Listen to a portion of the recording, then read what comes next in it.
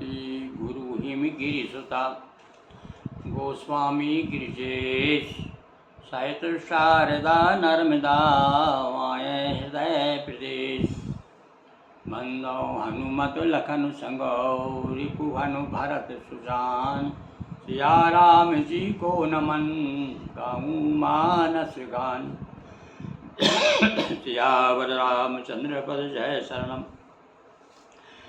अयोध्या कांड दोहा क्रमांक 110। विगत दिवस हमने आपको भगवान राम जी यमुना पार करके और आगे बढ़े और उस समय तीरवासी आसपास से आने वाले, यमुना जी के आसपास से आने वाले लोगों ने भगवान के दर्शन किए और दर्शन करके साथ साथ में दुखी होकर के लौटे। क्यों होकर दुखी होकर लौटे? क्योंकि वो समझ रहे थे कि ये राजकुमार हैं और इनके पिता ने इनको बाप भेज दिया है। तो बार बार कह करके कि ये देखिए इनकी माँ ने भी ठीक नहीं किया है, पिता ने भी ठीक नहीं किया है। किंतु तुरंत तुलसीदास जी याद दिलाते हैं कि अरे बच्चों, तुम तो अभी साधारण बोलो, देखो अभी हम बताते हैं कि राम कौन है। हाँ, एक साथ साथ हम आपको बता रहे हैं कि नर और नारायण की महिमा एक साथ गाई जा रही है। अभी नर की चर्चा की, उसके बाद में एक तेज पुंज एक तापस है आवा।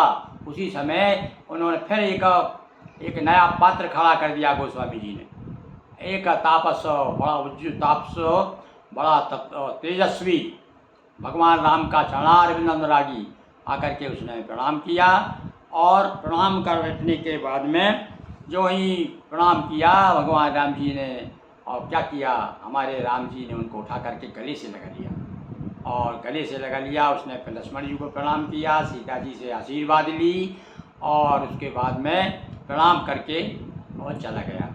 और उसके बाद में अब जो है साथ में जो बूढ़े हैं, निखाद हैं, उनसे भी भगवान ने कहा कि भाई आप भी अब जाइए, आपने रास्ता बता दिया, यहाँ तक हमारे साथ आए, अब आपकी आवश्यकता नहीं है, और उनको भी विदा कर दिया। इसके बाद फिर और आगे चले तो फिर जो है जंगल के जो लोग आसपास के जो गांव थे, छोटे छोटे वन ग्राम जिन्हें कहते हैं, वहाँ के नर नारी आते हैं और वे भी फिर देख करके बड़े दुखी होते हैं। कहते हैं कि भैया इनको कैसे वनवास दे दिया।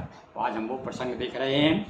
राम सप्रेम पुलक उर्लावा, प्रेम रंग परम रंग जनु पारस पावा। अब देखिए यहाँ उदाहरण दे रहे हैं कि जैसे कोई बहुत गरीब आदमी है और उसे पारस की पथरिया मिल जाए। पत्थर होता है एक, पारस को लोहे को छू दो तो वो सोना हो जाता है। तो वो अपने आप को क्या समझ रहे हैं? लोहा समझ रहे हैं। और पारस रूपी राम जी मिल गए उनको। मनो प्रेम परमारथ दो, मिलत धरे तनु कै सब को। और जो भी कह रहा है, जो विद्वान लोग जो समझ रहे हैं कि अरे यहाँ तो प्रेम और परमार्थ दोनों इकट्ठे हो गए हैं। परमार्थ के रूप भगवान राम हैं और प्रेम का स्वरूप वो तेजवंत तपसी हैं। भर लखन पायन सोई लागा, लीन उठायो मग अनुरागा। पुनिसिय चरण दूर धरि सीसा, जनन जान सुदीन असीसा। सीता जी ने भी उनको अपना बच्चा समझ करके आशीर्वाद दिया। लक्ष्मण जी से भी उसने आशीर्वाद लिया। इन निखाद दंडवत ते ही। अब निखाद आज ने देखा कि अरे राम जी से गले मिल रहे हैं, तो वो भी औंधा पड़ गया, वो भी उसने भी दंडवत किया। कौन को? वो तपसी को, तेजस्वी जो संत आए हुए थे। वो बड़े, उनसे भी बड़े प्रेम से मिला। क्योंकि जो भैया राम के जो भक्त होते हैं तो राम के भक्त राम के भक्तों से बड़े प्यार से मिलते हैं। वो तो भाईचारा हो जाता है। वो तो एक तरह से गुरु भाई कह सकते हैं उनको, पंत भाई कह सकते हैं, भक्त भाई कह सकते हैं। तो पियत धैन पुट रूप पीयूषा, मुदित सुवासन पाय जिमि भूखा। अब यहाँ पर इतना बताया है कि वो भगवान राम के सौंदर्य का पान करते करते प्रणाम करके और कहाँ चला गया, ये नहीं बताया कि फिर कहाँ गया वो। गोस्वामी जी ने आने की चर्चा की है, जाने की चर्चा नहीं की।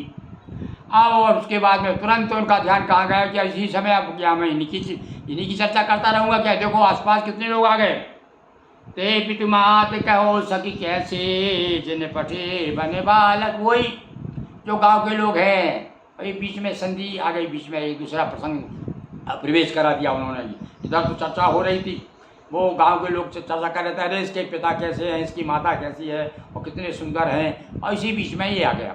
अब ये आ गया तो गोस्वामी जी का ध्यान उधर चला गया और फिर बाद में उनका ध्यान आया। फिर कहते हैं, अरे राम लखन सिय रूप निहारी और हो यसने विकल नर नारी। राम जी के रूप को देख करके सारे लोग व्याकुल हो रहे हैं, इतने सुंदर इतने सुकुमार और कि मारे मारे फिर रहे हैं। तब रघुवीर अनेक विधि सकई सिखावन दीन। राम यजाय शीश धर भवन गवन देखी। और उसके बाद में नाना प्रकार से उसे शिक्षा देते हुए निखाद राज को राम जी ने विदा कर दिया। चलिए आज के लिए इतना ही। बोलिए सियावर रामचंद्र की जय। अक्षरम पदम भ्रष्टम मात्राहीनं भवेत् क्षमतां देव प्रसीद परमेश्वरी। आज 110 से 111 याद रखिएगा। हम अयोध्या कांड के 110 से 111वें दोहे तक आ गए हैं। हर हर महादेव शंभो।